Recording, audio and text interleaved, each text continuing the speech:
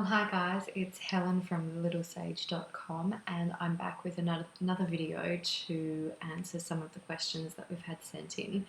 Um, the question that I'm answering today is from Yasmin, who sent this in a couple of months back now, but her question was really around how to know whether or not you're on the right path.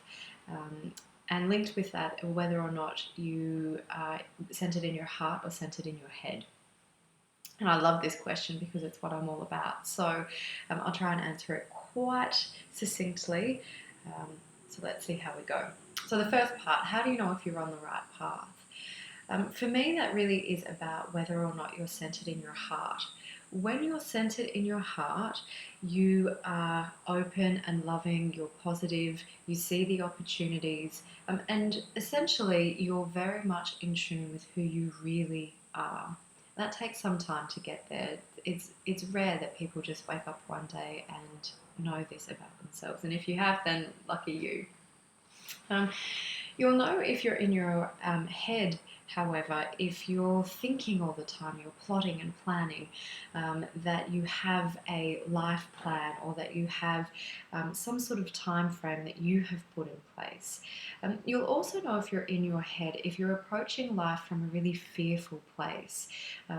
While the head is really useful, it is somewhat limited in its thinking. What I mean by that, when you're centered in your heart, in your spiritual heart, you're already connected to something much bigger than you. Whether you want to call it the universe or the divine or God or magic or whatever you want to call it, that part of you that's connected to whatever that power is knows your path. There is no time frame. It just is. Your head, on the other hand, is racing all the time. It's very much based in clock-based time, for example. And it has all of those questions. What if it doesn't work? What if I don't have any money? What if I fail? What will people think of me? All of those things don't actually matter.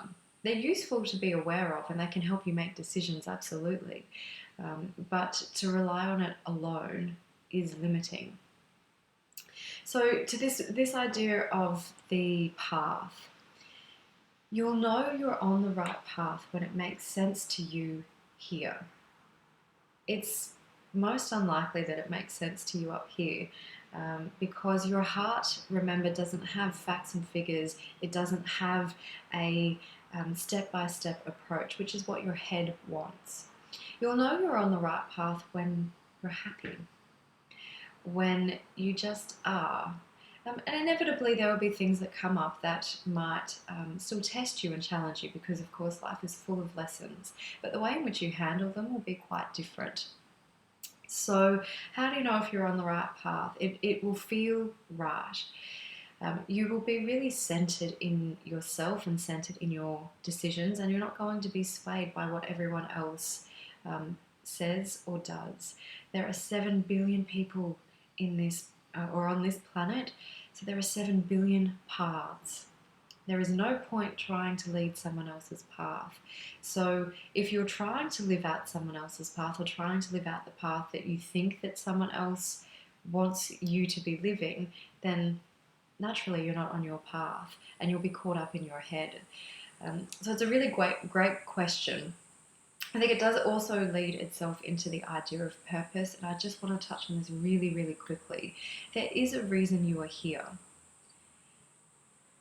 The life purpose becomes apparent over the course of your life, and so your purpose in this minute is really the most important purpose that you have. And your purpose right now is to be here, be present, and offer whatever is in your heart. That's all it is. Everything else is complicated and on top of it. So I hope that that has helped Yasmin and hopefully whoever else has stumbled upon this video today. If it just raises more questions, then that's okay too, I'm sure it does. Please leave a comment in the comment section below. If you want to remain anonymous, just simply call yourself anonymous or leave an initial rather than your full name. Or you can pop across to the Little Sage on our Facebook page and possibly leave a question there Or again, if you want to remain anonymous, you can do that through the private message function. And hopefully I will get to your question soon. See you then.